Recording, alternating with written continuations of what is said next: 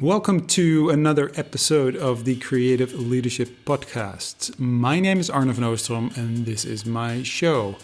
And 2020 is almost over. Are you relieved? Are you relieved? I am relieved. I don't know. I'm also worried about 2021. Man, I wish the whole thing would I just disappear, right? Just disappear, like magic disappear. I wish it was true. I wish that was true, but it isn't. It's going to stay with us a lot longer. And I do some work with pharmaceutical companies at the moment, and it worries me if you learn about all the side effects of having the COVID-19 virus. It's not just, you might, maybe you have mild symptoms. It's possible, but it's still quite unknown what it does to you now. There's research that shows it might do something to your brain. You might get insomnia or, depressions or something like that. Whatever that means, it's just that, we don't know everything. And that worries me. And but at the same time, 2020, it might give us this 2020 vision that we need to carry on towards the future. Also, a lot of positive things have happened. Next to all the terrible things, chaos creates creativity, creates possibilities. So it hasn't been.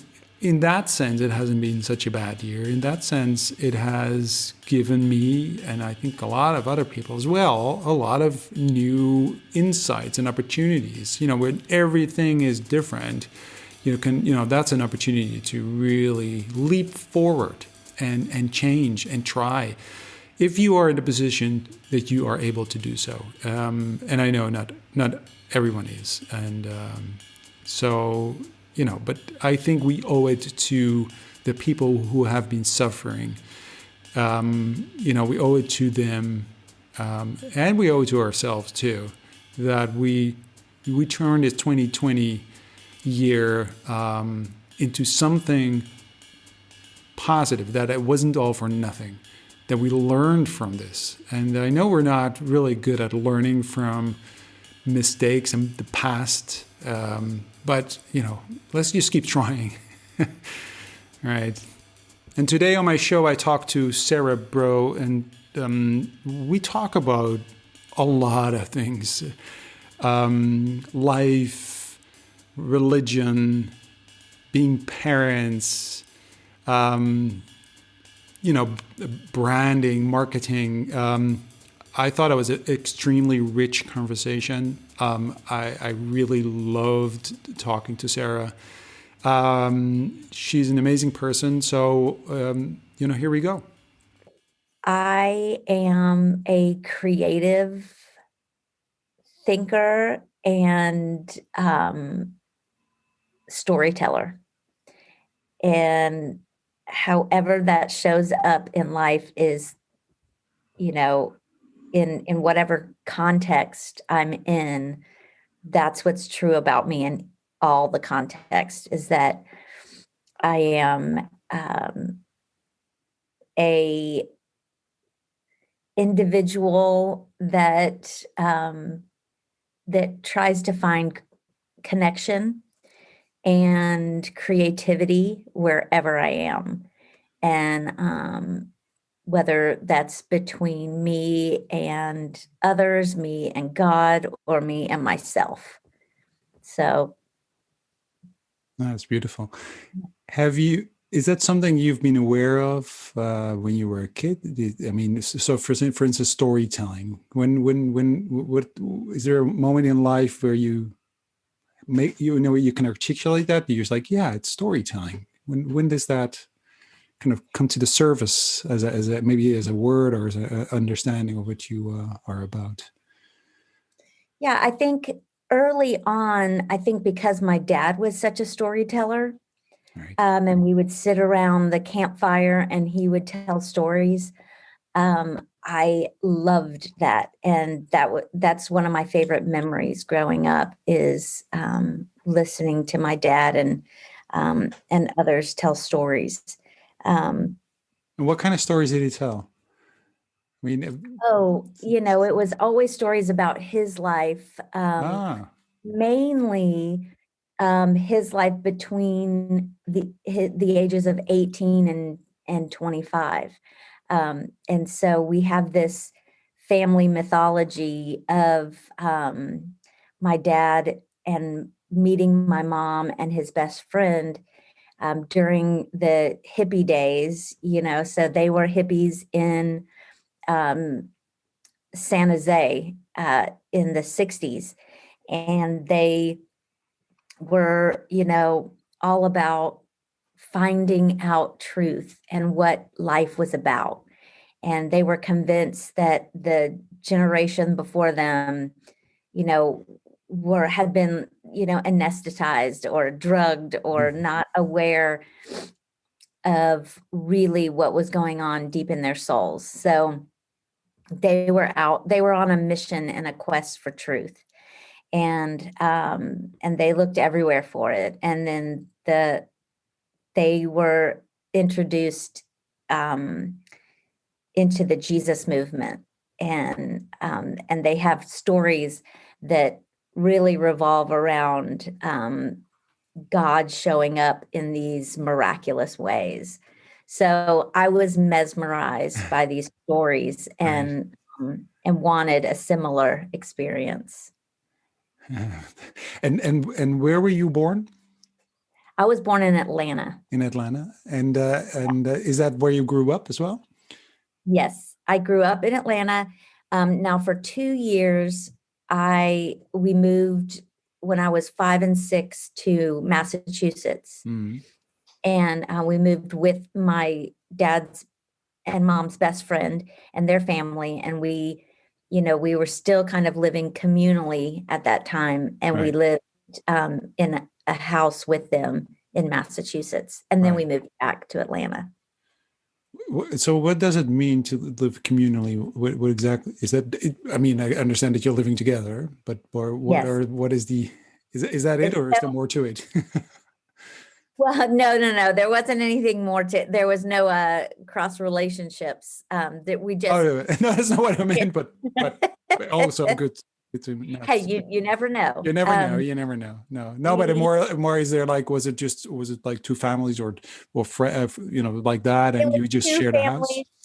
families. There was two families. We shared a house. There were 7 kids, Cool. um, and that was for 1 year. And then the second year, we had two houses side by side, Right. um, and they were part of a church plant. You know Right. that was happening there. Right. Right. So Right. Right. Right. So, but it's with 7 kids, and were they like was there a big difference in age, or were they all similar age?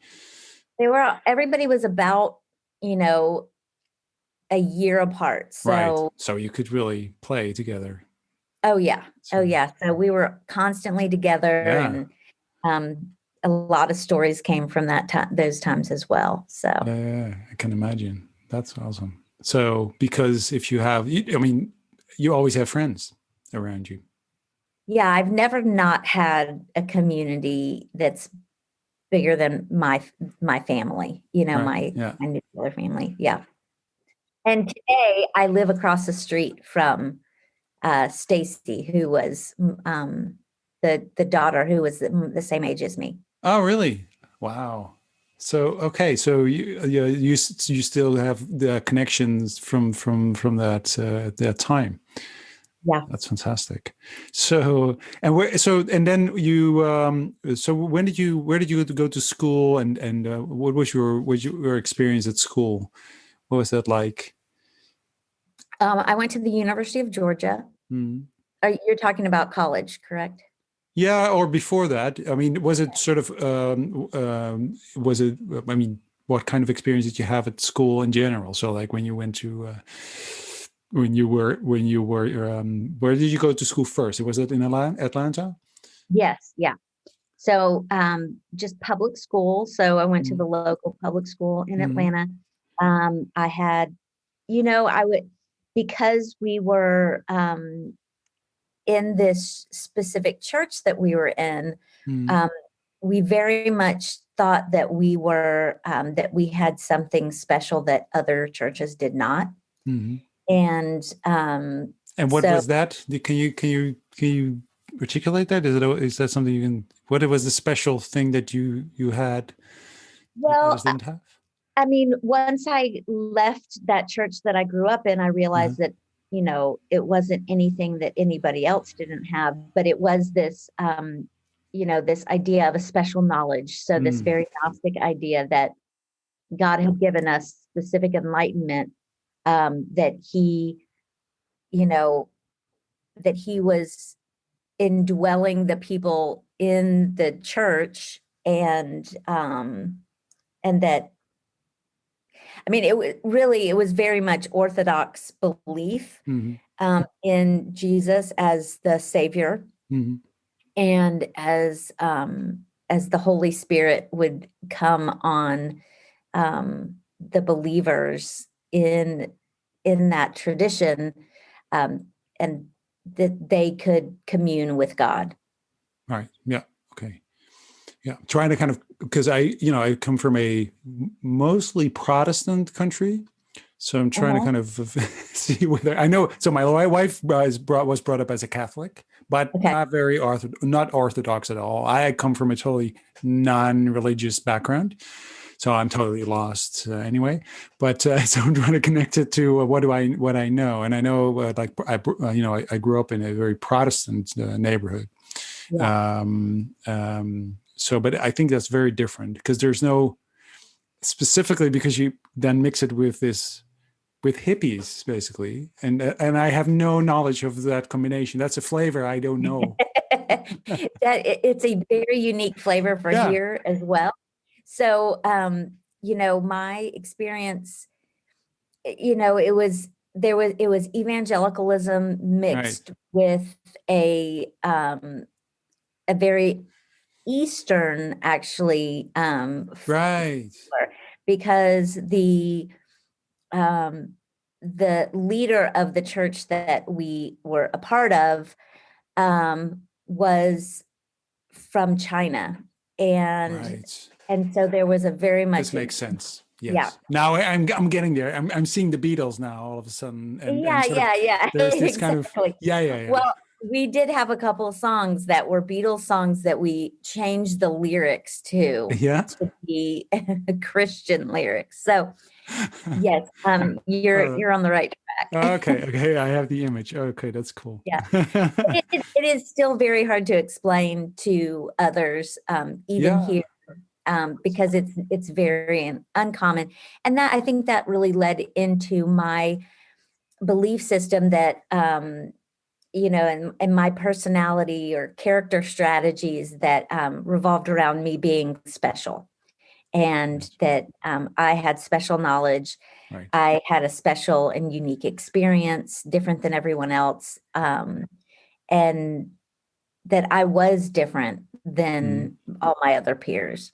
right. And how did that kind of play out? So when you were with friends at school who you couldn't really explain, what that special thing was, but you did feel special. How did you were you aware of that kind of did that do anything to friendships or?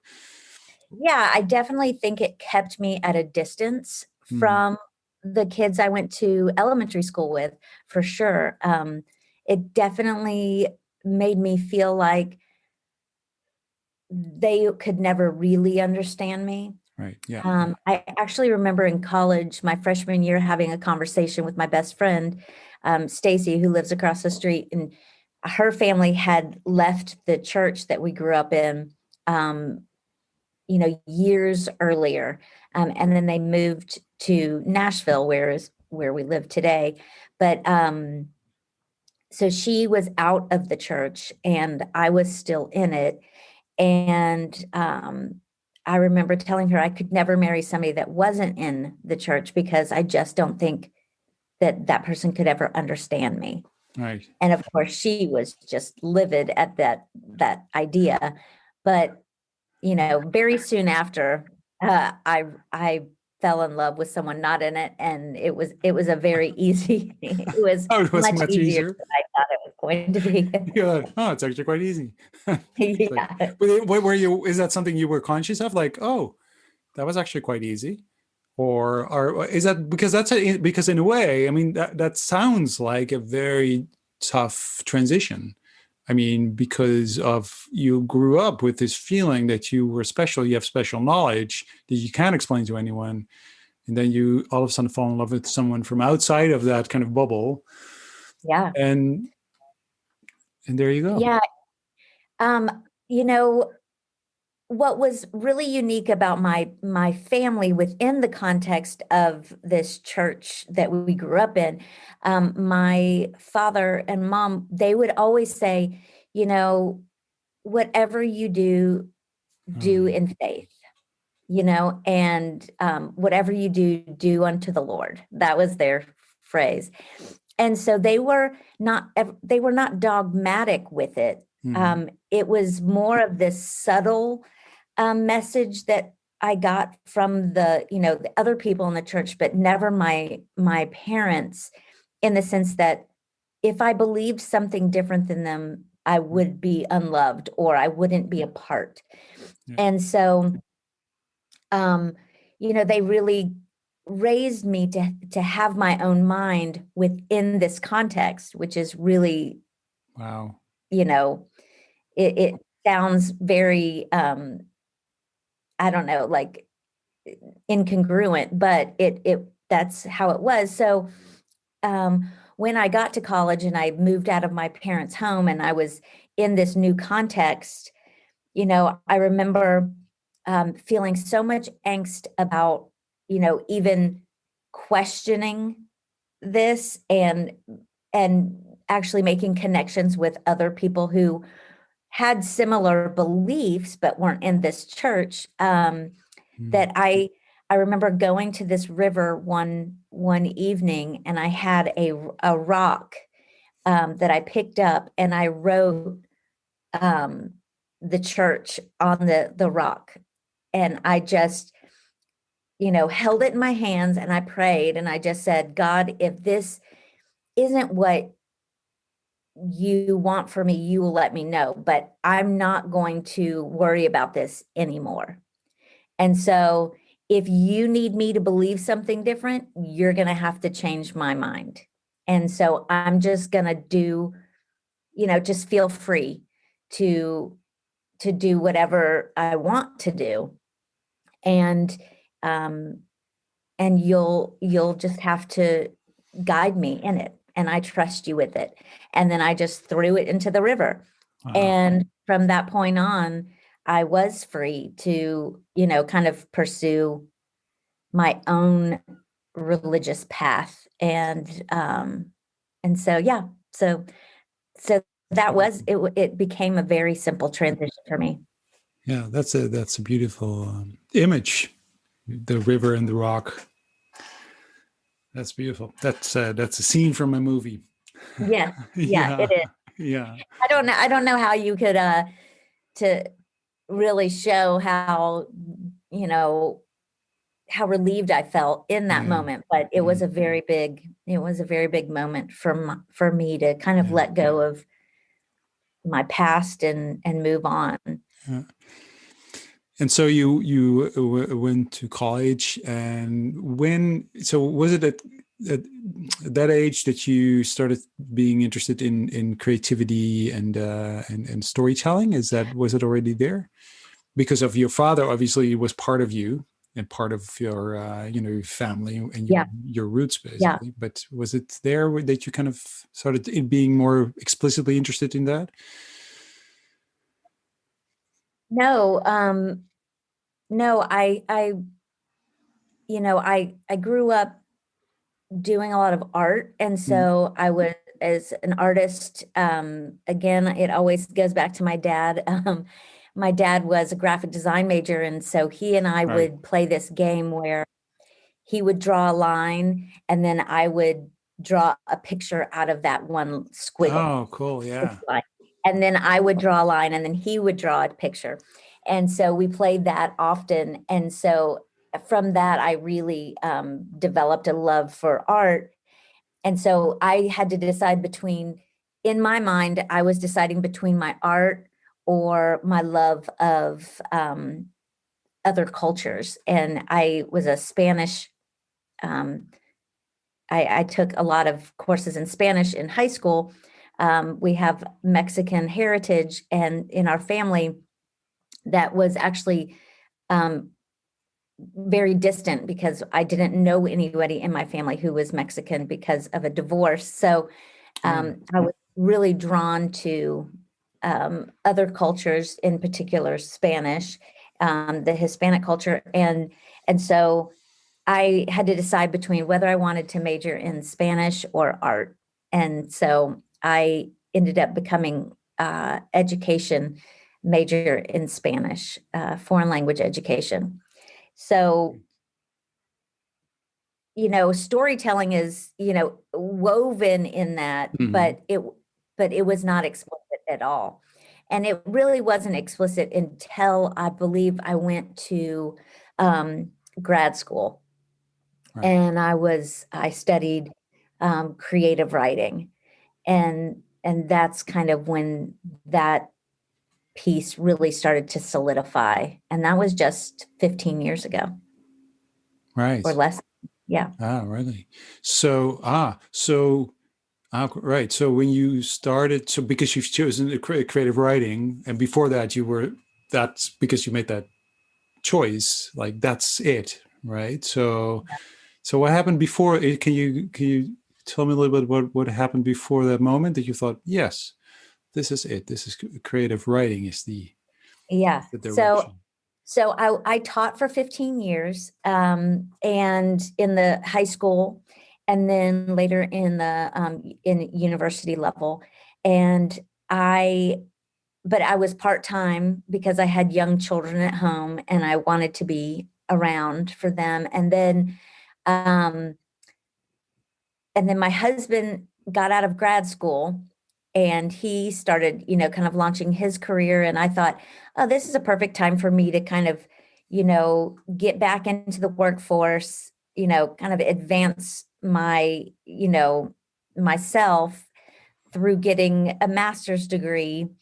And and then my husband said, Sarah, don't just go and get your master's in something that will help your career. Get your master's in something that lights your fire. Right. And so that led me on this journey of figuring out what does light my fire, and it was about a year long kind of pursuit of um, really saying what does excite me and and at that time blogging had become kind of a thing. um Hmm.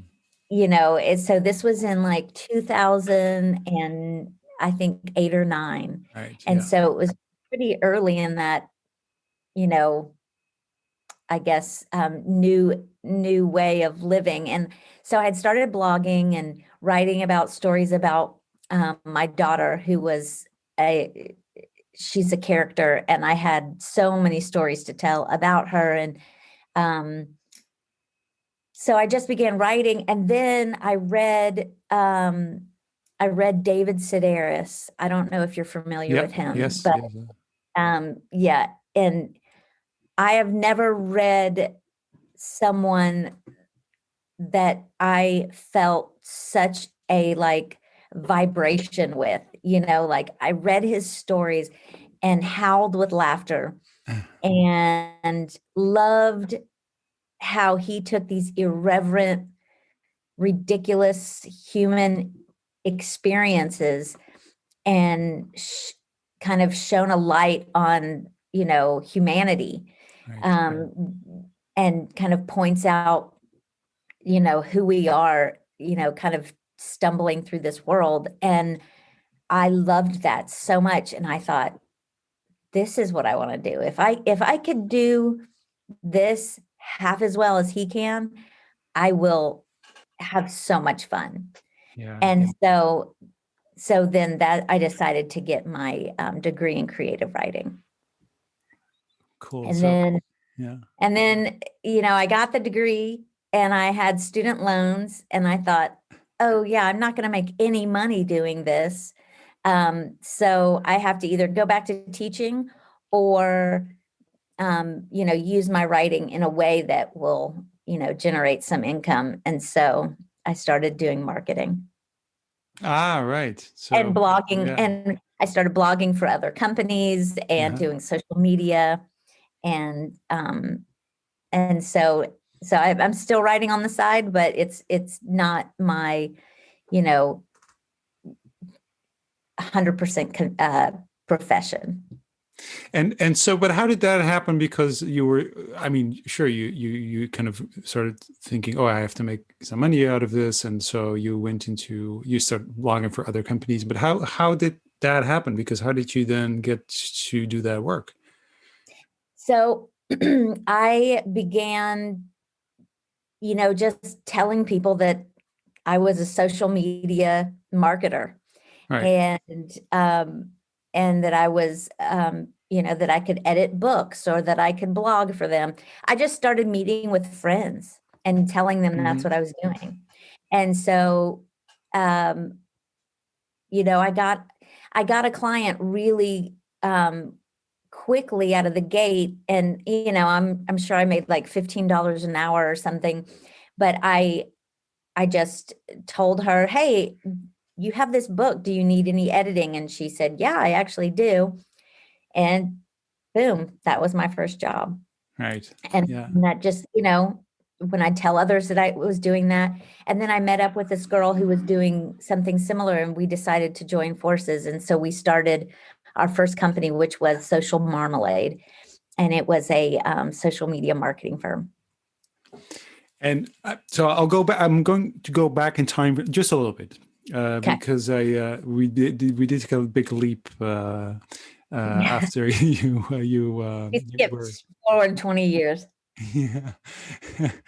Because what happened in between? Were there any kind of, because I'm still in my mind, I still see the kid in the little bubble of like, I have a secret and I can't, you kind of never understand what that is. And is that something that has been kind of, is that something that is still significant, or what did that do? Because that does something to your character and to who you are. And is that something that you Yeah. kind of like, how do you, if you also looking back now in growing up and how you went through life, where did that kind of emerge, or where did that kind of, what did that impact according to you? Yeah, that's such a general question, so it's Mhm. hard to pin down Well, for one thing. instance, in friendships, or Okay. in the way you kind of thought about your own future, or the way you kind of related to other people. Yeah, Was there a are you kind of aware of any kind of consequences that, because I'll tell you why I ask a question, because I'm really okay. interested in how people are shaped and how you become who you are, right? Yeah, Because the yeah, choices that you made, because and the person that you became, there's a story there, and there's a reason why you were able to do the things you do, or why you made the choices that you did. And I'm curious to see yeah, whether there's a kind of a connection between those yeah. elements. Yeah, I mean, absolutely. And of what's interesting about what you're asking is that my creative writing is right now forming into a collection of essays Hmm. on my spiritual journey, and so I tell these stories of these different moments in my history, and how that has led me to now. And really, I would say the arc of the story is from me really thinking that life is all about spirituality and the spirit and these untouchable things, um, and that we're living for the next life, not this life. And so that's where I started. And then, where I'm at now, I've been on this journey to really find my purpose and my spirituality in this moment and in presence and in my body. And so every good story has a beginning and an end, that transformation happens. Mm-hmm. And I would say my transformation, good or bad, right or wrong, has been from a very esoteric, spiritual, you know, details of life don't matter. It's the big picture of being a part of this,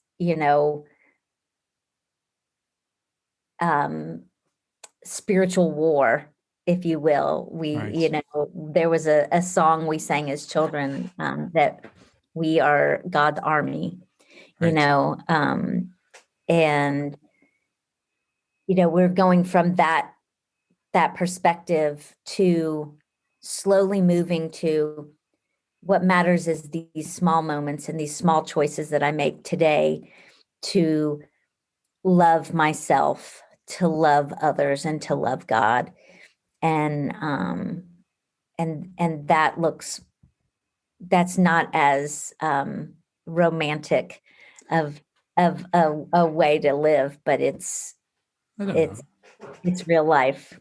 Well, it's maybe small. Maybe it sounds smaller, but It sounds a lot smaller, yeah, it does. But it's but actually really, a yeah, lot more. It's a lot more difficult, really, because yeah. Oh, it's very much inside, and you can't really, because if you talk about the bigger thing, it's almost also out of your hands and out of your control. You're right, basically and now it is all about you, and you have so it's about you, it's up to you yourself, and that's way more difficult. Like if you want to, because I think it's really difficult to say, well, it's about small things, it's about being here and now, and it's about being here, and it's from within myself. And because often that's where yeah, that's the most difficult part, to make really to make a movement in it. And if you're told this bigger story and just part of it,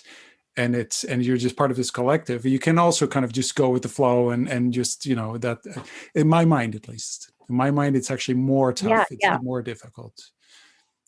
Oh, absolutely. I mean, my pursuit before was to be special, to Yeah, be, this force in the world that was bigger than yeah. myself. Now it's like I'm dying to this idea of being this person of consequence, Hmm. to being somebody who's just okay with loving well where I'm at. Right. And Yeah. and I know that maybe early on, those ideas could be, I don't know, I've lost my train of thought, and it's all kind of fuzzy. But I think what I'm trying to say is that I had to be okay with being a human. Right. And I think, we're raised with this idea of being sinners and saints. And the saint part was very much my focus as a child. Right. And now I'm embracing my sinner. Well, isn't it? Yeah. It's on record, but Yeah. I think yeah, or and again, I haven't been brought up with any religion, or so I don't know what that is like, but I can imagine that we, as a human being, it is not, maybe it's not embracing your sin, it's just acknowledging that it's there. Yeah. right? That you cannot, you're both, it's actually the Yeah. balance between the two, which is, otherwise you're totally out of balance and you're always scared and you're always worried and always nervous and always, you have all that angst Yeah. because Yeah. everything is like, tricking you or making you think, bad thoughts or Yeah. so, right? And no, Yeah. I I mean, can, I've definitely had this concept that, you know, if I was going to matter, if I had to, there was certain things that I had to do or live for. I had to make a difference in the world. And, I had these big ideas that, I was going to be a missionary and I was going to you know, save people with this message of Jesus's love. And then, I read a story probably about 10 years ago that I loved, and it was this pastor here in Nashville, and she's a priest, and she said that she was in driving in, I think it was like South America somewhere, and she was driving through this village out in the middle of nowhere. And, as they passed the main village, they were probably an hour into the jungle and they see this woman who's living in this hut, and she was washing her clothes and hanging it on this clothing line. And as she drove by, she realized that that woman's life mattered just as much as hers did, even though she was living on this, almost this big platform where people knew her and knew what she was doing and knew, you know, the work that she was about, right, but that her life didn't matter any more than this woman who was completely living in obscurity.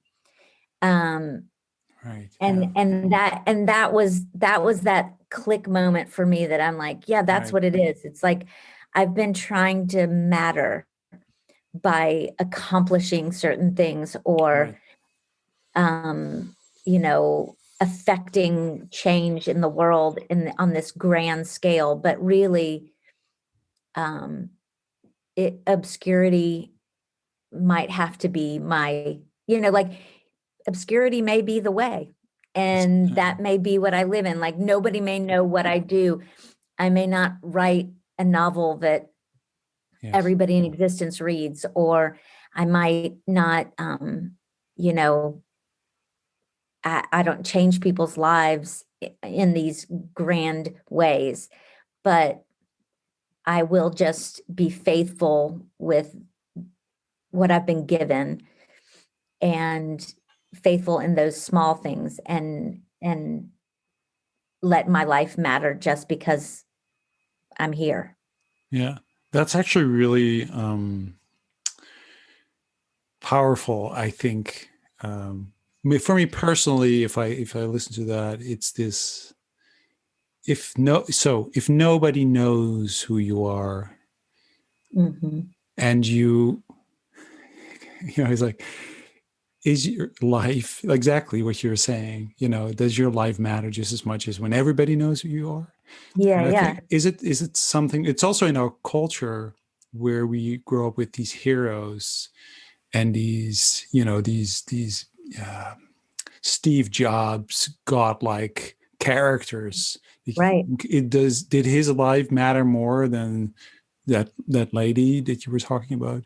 No, right, of course not. So can you be satisfied with right. that? And I feel it myself as I'm like, because I have that. I mean, I have a podcast. I'm writing a book, right? So, Yeah, yeah, right? No, but it's just there is yeah, this, again, this fight between, or it's not a fight, but it's just sort of this search between, is that really relevant? And I think that's a really powerful thought of, because yeah. What makes our lives matter? yeah, And I think, you say your hero, is like a Steve Jobs, and growing up in the church that I grew up in, what the heroes that I knew of were more like the missionaries that took these Yeah. messages to villages, or um, that that changed the world through their faith. Yeah. And Not through uh, iPhones. right, not through iPhones, but there is this, like, I want proof that I'm special, Yeah, you exactly. know. Yeah. Yeah. Um, Yeah. and my path was more through the religious path of what does special look like. Sure. Yeah. Um, and so, yeah, I think it's Yeah. like, what are we spinning our wheels for? Yeah. Yeah. And Yeah. what matters? So the way that looked for me, even in my early 20s, was, pursuing becoming a missionary and getting all these skills to be in cross-cultural situations. And that's actually where I met my husband. Um, it was in New York City, doing work with homeless and youth. And so, when we met, we had all these grandiose ideas of what our lives were going to look like. And it was a very romanticized version of this Christian pursuit of, you know, being in God's army. And Right. and Right. then we adopted our first child, and that pursuit quickly went from this global idea to this microcosm of of pain and suffering, and not sleeping. And as I've gotten older and done more research, you realize that adoption is a very traumatic experience Mm. for a baby. And Because how old is that, your daughter? yes, The first yeah. one? So how, which, like, still, I'm so curious about her being a character, by the way, but and the stories you read, but and now also adding the traumatic experience to it. Yeah. I But mean, how old was she when she was adopted? 17 days old. Okay. Okay. So wow, that's Yeah. 70 days. Yeah. So Wow. in Tennessee, there's a law that, like, you have to have this 10 days after the birth mother surrenders her rights, that that she can change her mind. Right. And in some states it's 30 days, in some states it's 90 days. In Tennessee it was 10. And so she surrendered after a week. So when Ellie was born, she was kind of placed in a foster care situation. Right. This other family was taking care of her while the birth mother made her decision. She signed her papers, and then 10 days later is when we were able to get her. Right. So And yeah, but when so then you, because did you tell her straight away when she was old enough to realize what that meant, that she was adopted? Is that something that, I we don't know how that started early. works. At the time, the research was, hey, look, all these people who have had closed adoptions Hmm. were traumatized later in life Right. by finding this information out. So Right. Yeah. you just offer them, information as you go. You tell their birth story, you tell, you know, Right. um, and so that was how we did it. Just every birthday, we would pull out, all the scrapbooks and tell her story. Um, and, Ah, yeah. but, we didn't know at the time, which we do know now, that developmental trauma is something that happens when, a baby is born, and their autonomic system is, working, right? All their Hmm. organs are working, and their um, parasympathetic nervous system is being developed. Right. And that is, when they think that their body is in danger of dying, which is what happens when they're removed from their birth parent, Really? their bodies, you know, think that they are going to die because they have been removed from this life force. And so, Wow.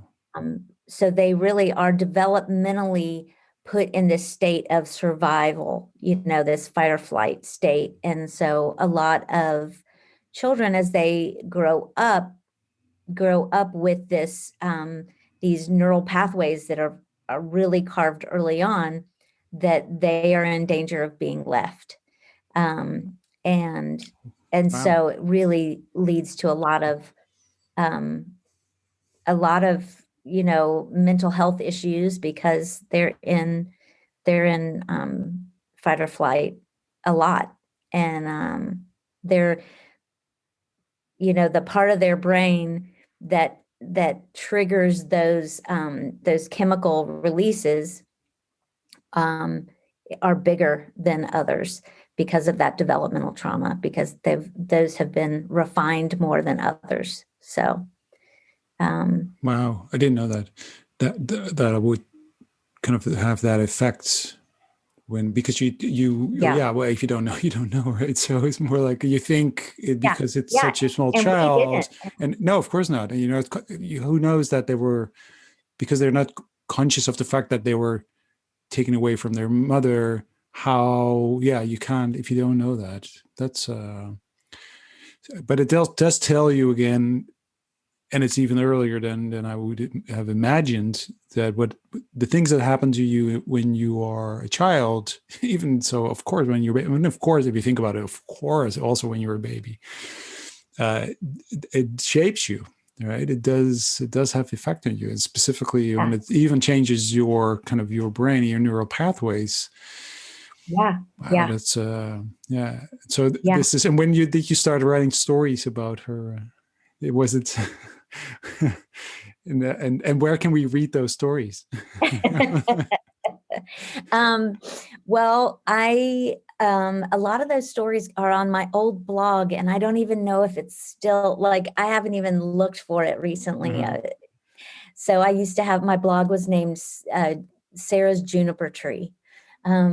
So I mean, I had a blog spot, Right. that Yeah, I had one. Yes. Yes. We all yeah, had one. I still have one. Good. Actually, now you yeah, yeah. mention it, I'm thinking, I think I still have it. Yeah, Yeah. I mean, I don't know. It might still be there. So yeah, sarahsjunipertree.blogspot.com. We're going to look for it. I have actually, yeah, I really need to check to see if that's still alive. Yeah. Um, yeah, so Ellie was, so she's a very precocious child, and her intelligence mixed with her trauma was quite something to see, and her character strategies came out very early. And so she was just a riot, like nonstop. Like, I mean, just the things that she said were so challenging, and it was very all consuming because of how difficult of a baby she was. Right. Um, so it went from these grandiose ideas of changing the world Yeah. to Too. not even being able to change a diaper, like it was, Yeah.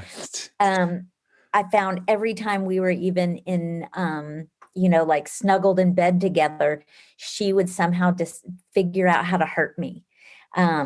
And whether it be an elbow or a finger to the Oh yeah, I know or that. or I a know that. pinch or a scratch. Oh yeah, yeah, yeah. And That's also. I think. I don't know why. I think children do that. I don't. I'm not sure if they do it on purpose. I think they do. Like that's my son. oh, I just was convinced that this little 10-month-old was just out to get me, um, Yeah. and so it was just You're like like, but I was going to surviving the save the day world. became, We were going to save the world. I was going to save the world, and now I can't get out of bed. We're not sleeping because she was never a good sleeper. And Yeah. yeah, so that came, hurtling into this microscopic, life of Right. just surviving the day. And I think that kind of really, I don't want to put anybody else off on having kids, but or adoption. But but the struggle was real. Yeah. Well, is there something, is It there was also, the is there a life lesson there too? I mean, I mean, I think there is. I mean, to me, well, two things happened, I think, so my daughter was born, my first child, and she's 14 now. And I have a son, he's 8, but my daughter was born. Before that, like that very moment that she was born, I was not a dad. And I remember that as a feeling like then I had a child, and it's probably just as it's just similar to you that because if you adopt, you all of a sudden you have the responsibility for yeah, this little creature, so yeah, vulnerable, and it can't do anything. It no, can't get any food. It doesn't do it. It all it does is eat and poop, and that's all it does. yeah, And so. And I remember so my daughter was born in the hospital, which is to you that's like, oh yes, where else can it be born? But my son yeah, was, for instance, born at home. It's a home birth because we do home births here, which is crazy yeah, now. After we had a home birth, now I'm thinking it's crazy. Before it was, yeah, that's what we do here. Anyway, yeah, yeah, yeah. don't do it.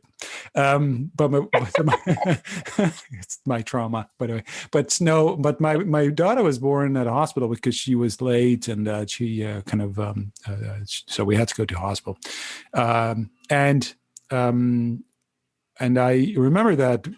So they so my so she was born, and I remember being basically given that baby by the nurse, and so I was like, all right, and we were allowed to go home.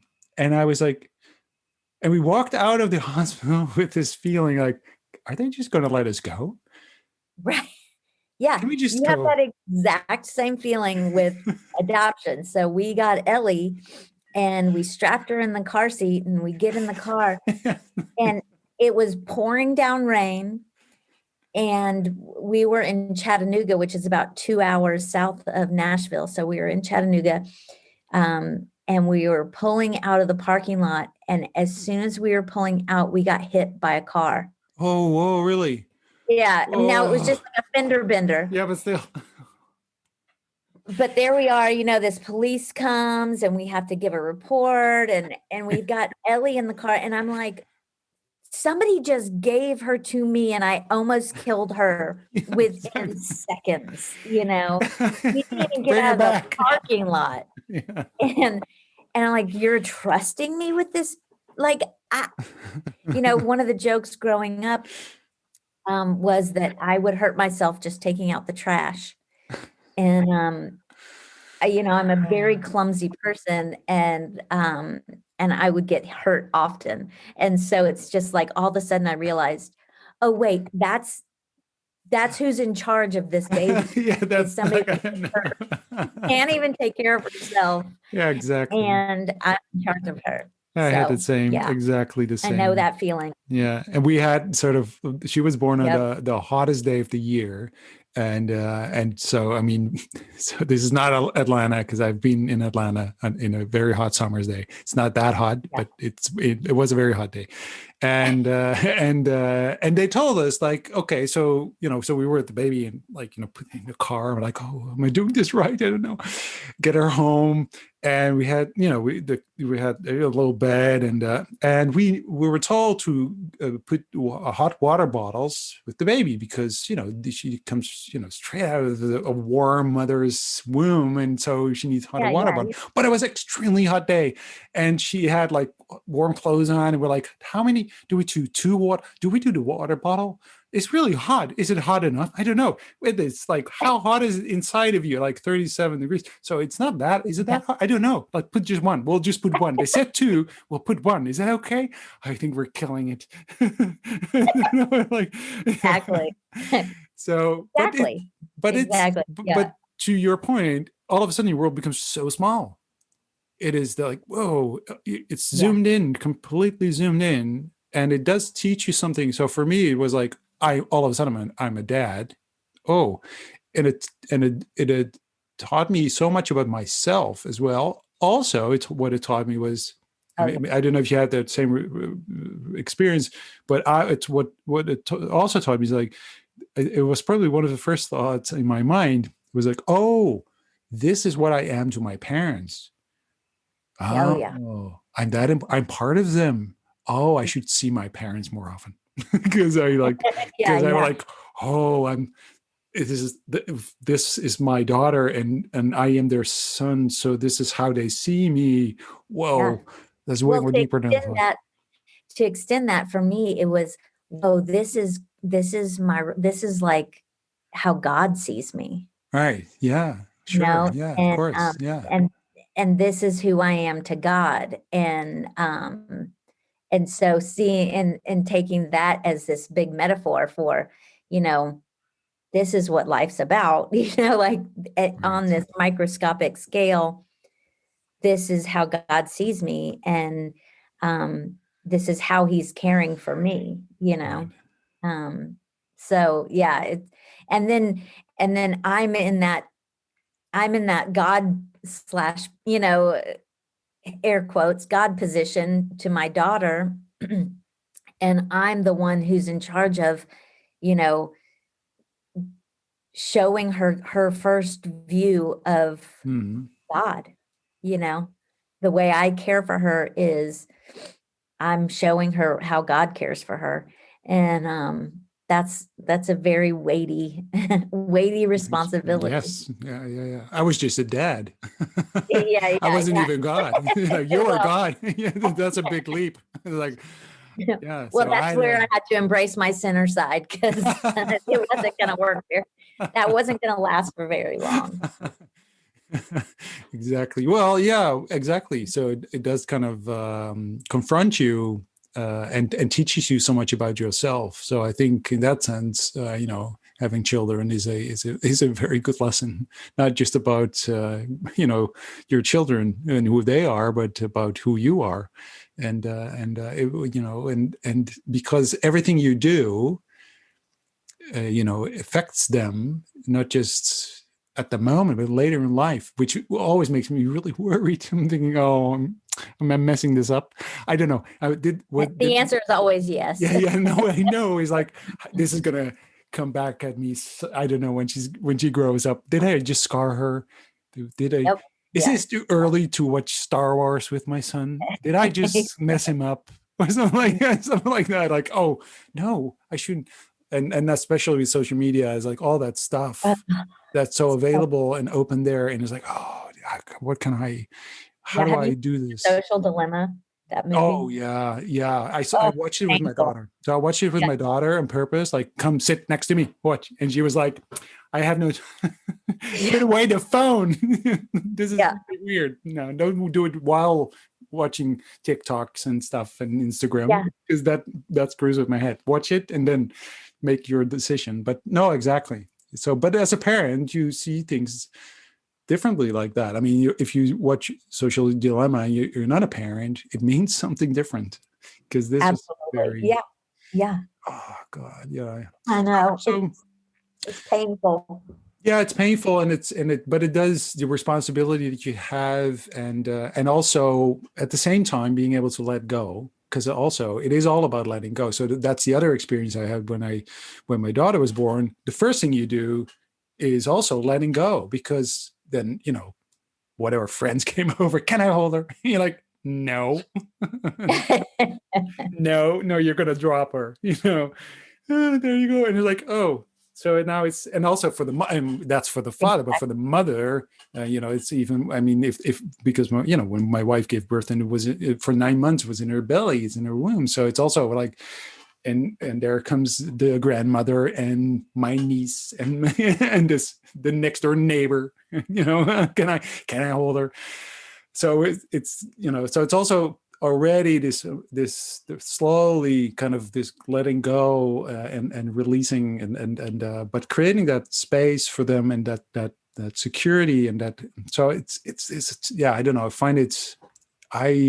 find it very tough to raise a kid and to because you're always like I'm never sure if I do the right thing, but Exactly. it's but I yeah, but I don't think anybody who has children would have wanted to miss it. It's such an profound moment in your life, It is. right? Yeah. Yeah. Yeah. So It is so very. so what happened? So you were raising her, and you were teaching at the same Yeah. time, I was well, so I went from being a full-time teacher to part time. to part-time. Yeah. Yeah. I mean, for the first few years of Ellie's life, I didn't teach, and then started going back part-time, just teaching one class here, one class there. And then um, probably after my son was born, I started teaching, a couple days a week, and did that for a while. Right. And was that this sort of because were you still in sort of in the bubble of I have something special and it's different than everybody else's, and or where did you kind of leave that bubble? I think probably so after we adopted my son, and so Ellie was 4 when we adopted Atticus, and my husband was in grad school um, in Philadelphia, and he was getting his seminary degree. Right. Um, and so he went to seminary, and then we were part of this small church in Philadelphia, Mm. and we did that for 5 years. And by the end of that 5 years, when Dave graduated, I was exhausted, um, and I think it was a combination of we were burning the candle at both ends, doing work with the church, and being available to all these single people who are in our church, and taking care of kids during the day. And we had a social life from 9 to 12 at night, almost every night of the week. Right.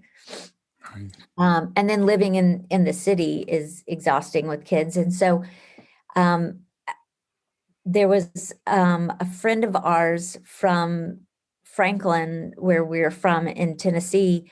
Her husband died in a car accident, and um, it was really shocking to our community. But we had such a deep community in Franklin, um, with family and very close friends, that I thought, if something like that happened to me up in Philadelphia, I wasn't as convinced that I would be cared for, Right. quite like I would be if I was, back in Tennessee. And because I was so tired, and I was out of my depth with this, parenting thing, and parenting a child through that was really having lots of trauma responses to life. I didn't know what I was doing, and I was exhausted. And so that's when we moved back here, and life became a lot less about, changing the world, and more about surviving. Mm. And so I think there's been a bit of jading that's happened, but then a bit of just, you know, accepting that life isn't about this big idea of being, changing the world, but it is really about waking up every day and accepting what comes, and, making your path while also accepting the path you're on. Right. Yeah. And so where did you what did you do with your art? Because the art that you kind of the story that you told me about your father, you drawing with your father, and art was such an important. Was that still around? Was that still something you? Yeah, I mean, it's still a hobby. I still draw, and I love it. And, you know, part of me wonders what, like, am I sabotaging myself by not doing it more? Mm. The drawing is one of those things that really brings me life and makes me, kind of get in the flow Yeah. if you're, Yeah. if that's one of your buzzwords. But um, yeah, it really helps me live in the here and now. And it's also very, I'll draw something and then I'll look at it and go, how did I do that? Like, I don't actually, it is really this, out of body experience sometimes, because, it's like, oh, I just made that. Um, so all that to say is, like, I have this love for it, yet it's not something that I choose to do often. Yeah. Um, But it so sounds a little bit like you, somewhere in the back of your head, you're saying you should do more of that. That sort of, yeah, absolutely. yeah. Absolutely. Yeah. And whether that, I think there's this really interesting kind of dilemma that we all have as humans, is we to figure out what we want to do with our lives Mm. and how we want to spend our time. Mm. And so we have, this intersection of our passions and our talents and what the world needs, and what makes money. um and so, we're always faced with, how do I want to make money? Mm. Because that's the reality, is we have to survive. Yes. And and then the older you get, the more you go, oh wait, I need a lot more to survive than I thought. um and so, I think you have to decide, when does that hobby start making you money, or when does that talent or Yeah. skill Yeah. lead to industry? Yeah. And It's a difficult choice, though. I yeah, mean, but if you, because you could also think that if you have a passion and follow your passion, and because that's what you're going to be good at, and that also will, it will mean that you have so much energy for it because you have such passion for it, and people will recognize it, et cetera, et cetera. But at the same time, there's also reality yeah. that doesn't Yeah, if your always. passion, yeah, your passion doesn't always work out. I mean, if you're a musician, what are the chances that you're going to make it big? Yes, And exactly. big means you can actually afford your mortgage Exactly. using your music. So Exactly. yeah, it's hard. And when I was at the age where I was trying to decide, what I wanted to do professionally, you know, um, the the framework that I was handed was, um, and I repeated it to many people, was, your greatest passion, where your greatest passion meets the world's greatest need. And that's what you should do with your life, and that's what gives you purpose. And the problem was, I couldn't find my my understanding of art at the time wasn't big enough to fit that into what the world needed. Mm. So I didn't understand that art could point people to God or to these greater truths. Mm. So um I didn't find that. I couldn't find that intersection with art. Mm. Um Mm. Now my belief system fits that Yeah. Yeah. much Yeah. Yeah. easier. Right. But in my 20s, it didn't.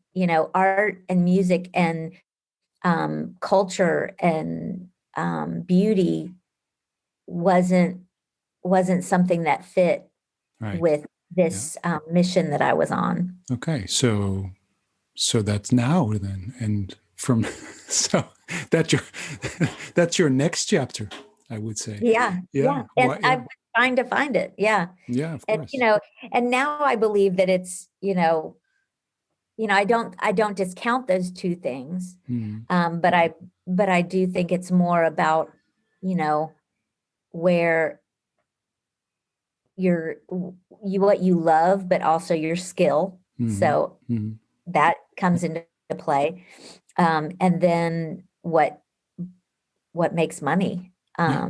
But you found it also in storytelling, Yes. right? Yeah. Because that was the other part, and in a way, and creative writing. There's art in writing, and there's art in the, Oh, absolutely. like in shaping stories and right. So you found it and so can you tell me a little bit more about what you're doing now and specifically the writing that you do, Yeah. and what is what where what is the thing that you love the most about what you do? Yeah. I mean, storytelling really kind of combines all of my passions Right. because there is a craft to storytelling and an art, Mm. and it's making something that's visual, into words. Um, Right. and so um, I've been able to bring that passion into the professional world because everybody has to tell their story of what it is they do, and companies, brands have to tell a story, Mm. and every brand actually has a message. It's just, are you telling it well? And Right. so I've been employing Yeah. my storytelling skills in this arena of teaching companies how to clarify their message and to tell their story in a way that's compelling, to an audience that could be converted into customers. And Right. so I've been on that journey, for a while as well. And so, um, you know, I know that you're a firm believer that creativity is this connection of these two disparate, objects that come together, and so Hmm. it's my Hmm. storytelling Yeah. coming to commerce, and Hmm. it's a marrying of those two, and that brings creativity. Yeah, is there, I don't know if this might make no sense to you, but in my mind, I somehow see two the images of when you were a child, you were part of this big story, this bigger story, Yeah, that yet you maybe, and interestingly enough, you couldn't really share because it was sort of, you couldn't explain that to others. right. And now you are actually the expert in creating these stories in big stories and actually being able to share them. And so Yeah. in my mind, there's some kind of connection there that Oh, yeah. because you were brought up with stories with your father, so that's part of you, but you were also part of this bigger story for such a long time that you, yeah. So is that something that makes sense to you?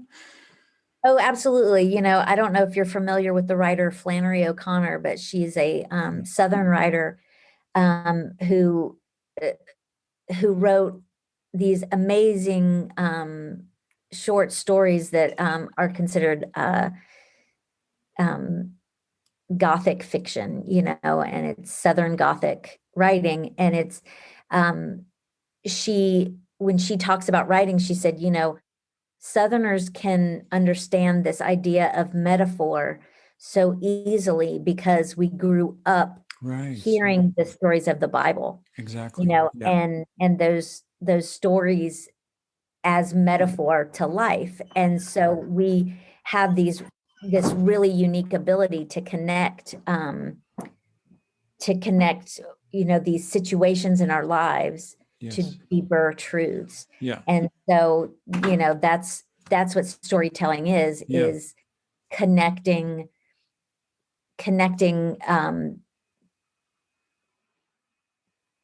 our experiences with universal truths. James Joyce says that, in the particular, we find the universal.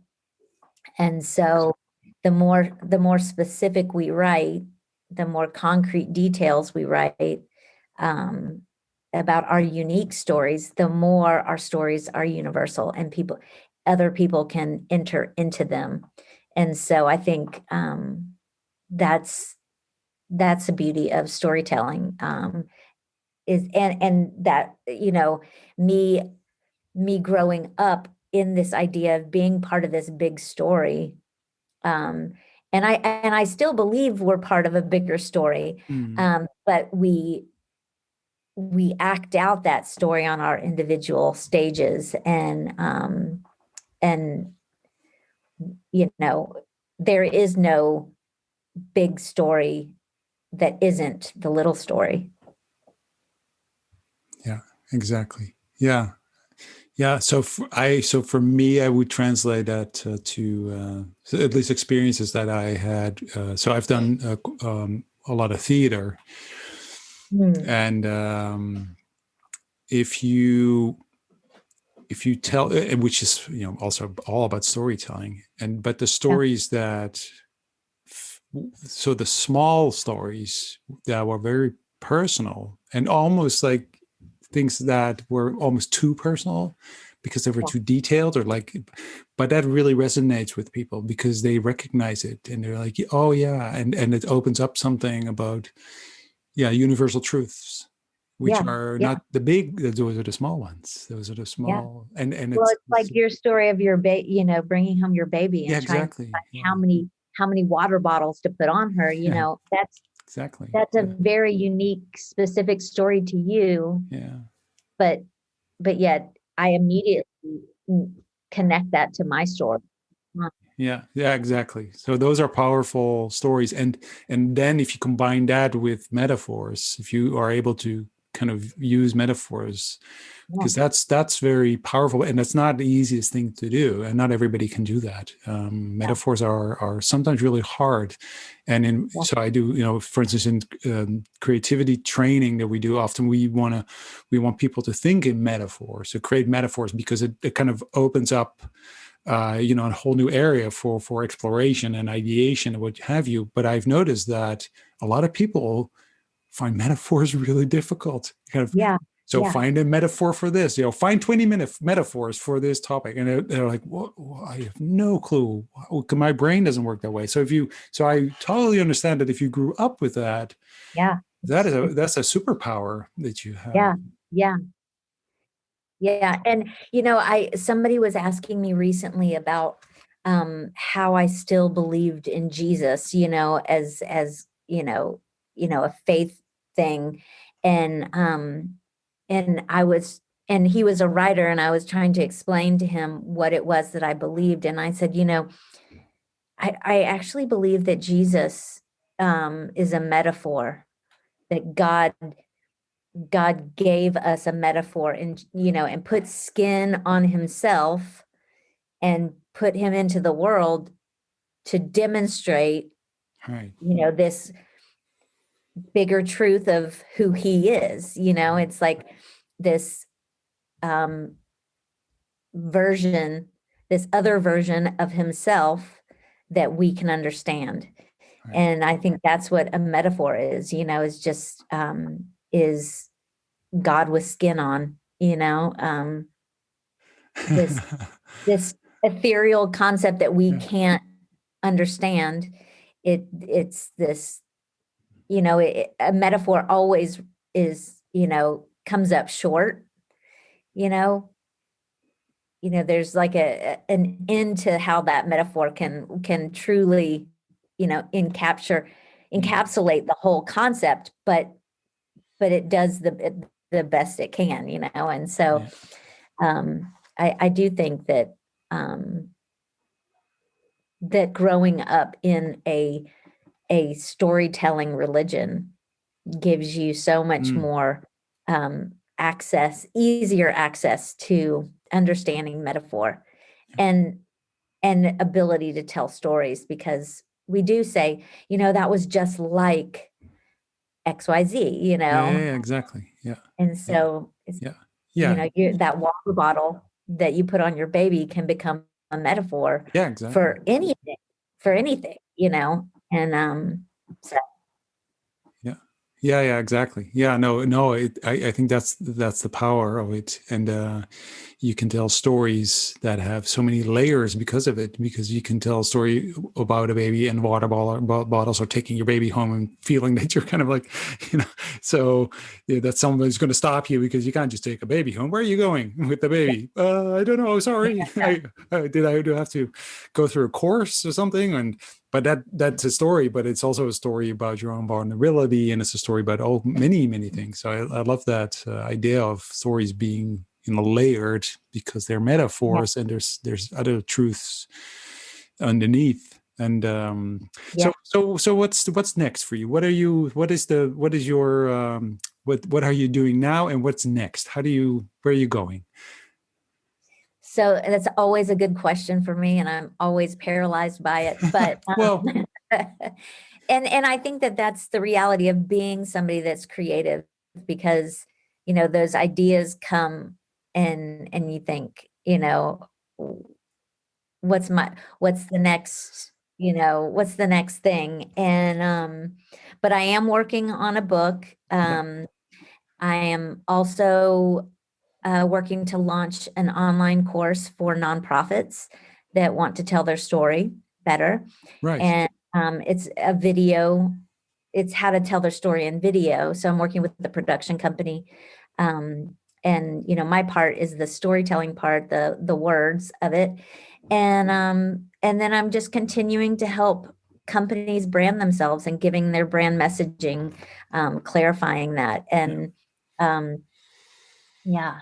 And the book, what do you have? I mean, is it Well, almost the book, done, or is there a title? Is there a? uh, so the book is my creative writing, and Mhm. it's I, I have a working title. If I'm able to, you know, publish it, I would like to get it published by a publishing company. And if they like the title, I mean, sometimes they just force you to change it. So, but the working title right now is "Judge Yourself Accordingly." Um, Oh. and that was a phrase that my dad used to say all the time. So I like I it because it like, makes me curious. Because yeah, there's a bit of tension in the title. Like, yeah, what do you yeah. mean? It's like, what's this It's, all about? And it's like, accordingly, it, what? yeah. My dad used to always say, like, here's what I'm doing, so judge yourself accordingly. Yeah, yeah, Like, yeah, yeah, yeah, yeah. Well, I'm leaving. The car is pulling out of the driveway in 3 minutes, so judge yourself accordingly. And so that's great. this idea of me on my spiritual journey, it's like I don't know about you, but this is how this has worked for me. So judge yourself accordingly. I got nothing to do with it. This is just my That's, experience. So yeah. um that's um that's that project. But yeah, I know that there's probably a lot of stories, a parenting book in there somewhere. Um and certainly not a how-to book, but Well, actually, I think that there are there are more than enough how-to books. yeah, I think books about this is just how it is. You know, yeah, this is how I did it. Judge yourself accordingly. That could be a exactly. series. That could be a series. Exactly. Yeah, Judge yourself yeah, accordingly in parenting. yeah. Yeah. Parenting, exactly. Parenting But edition. yeah, yeah, exactly. Adoption edition. Yeah.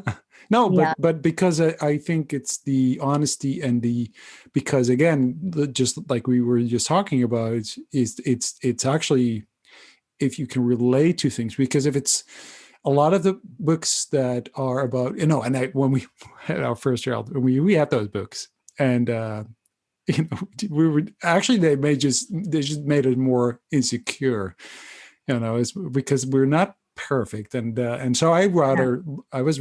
I liked reading things about parents who were struggling, because Yeah. we're like, oh yeah, I get that. Yeah. The water bottle story is way more interesting than the Yeah. story about how it's supposed to be, because I read that Yeah. and it didn't work because it was really hot, and the water Yeah. bottle story made no sense to us, and so we didn't know what Exactly. to do. So Exactly. Yeah. It's like, someone would have it, told me.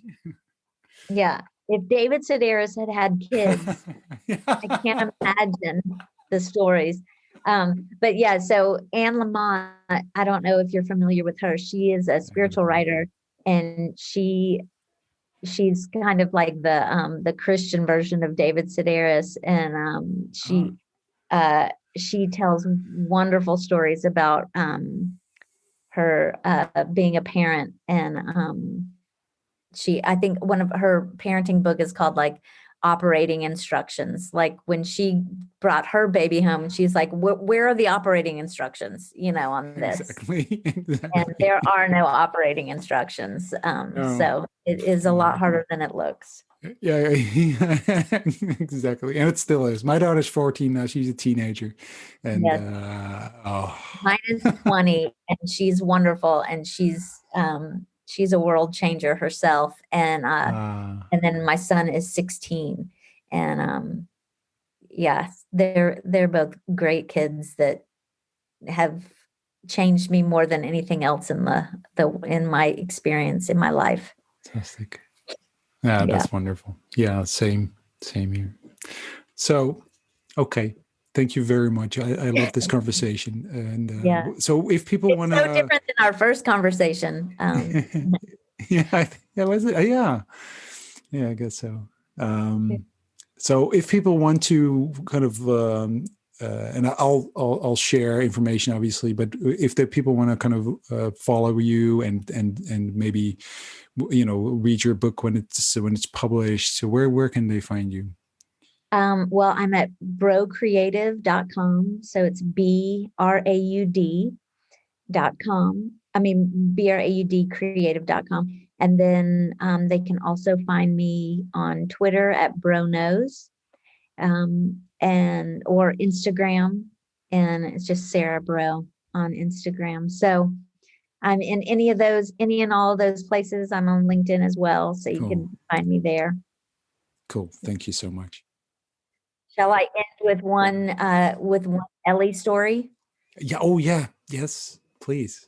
Okay, so I don't know. I'm assuming it's the same all over the world, but in the US, the airplanes, probably about 20 years ago, airplanes, it was just consistently whenever you take a flight, you get peanuts, right? Right. So I'm Yes. not sure why that was adopted as the snack of the air, but peanuts is what we got. So um, I just needed to establish that common understanding first. But um, Yeah. my Ellie was probably about 4 or 5, probably about 4. And we were living in Philadelphia at the time, and we were about to take a trip home to Nashville to see my family. And friends at dinner asked Ellie, "Oh, are you so excited about taking your first plane ride?" And Ellie looked at them and scowled in a way that only Ellie could. And she goes, "Do I look like I like peanuts?" And so that is Ellie that's that's right there. that's a very cool kid. Yeah, she kept us going. My favorite marketing story for Ellie was one day we were in the grocery store, and she really wanted me to buy her SpaghettiOs. You guys have Yeah, SpaghettiOs? yeah, yeah, Yeah, canned pasta. yeah. And I was just like, "No, Ellie, we're not going to get SpaghettiOs. It's disgusting. Yeah. It doesn't taste good. It's, processed. It's just not healthy. We're not Yeah. going to get." And she threw a tantrum and just started screaming. And I said, "Oh, okay, okay, okay. We'll go. I'll get one thing of SpaghettiOs." So we get home. She said, "That's what I want for lunch is SpaghettiOs." So I opened the can, I heated it up and put it in front of her, and she took her first bite and then slammed her spoon down on the table, and she said, "They lied." And I said, "Who lied?" And she said, "There is not a party in my mouth." So it's what happens when you lie in your marketing. Yeah, exactly. Well, that's a good place to end. Good advice. Don't lie in your marketing. Exactly. Fantastic. Wonderful. Thank you so much. Thank you so much for sharing these stories. Yeah. Thanks for having me, Arn.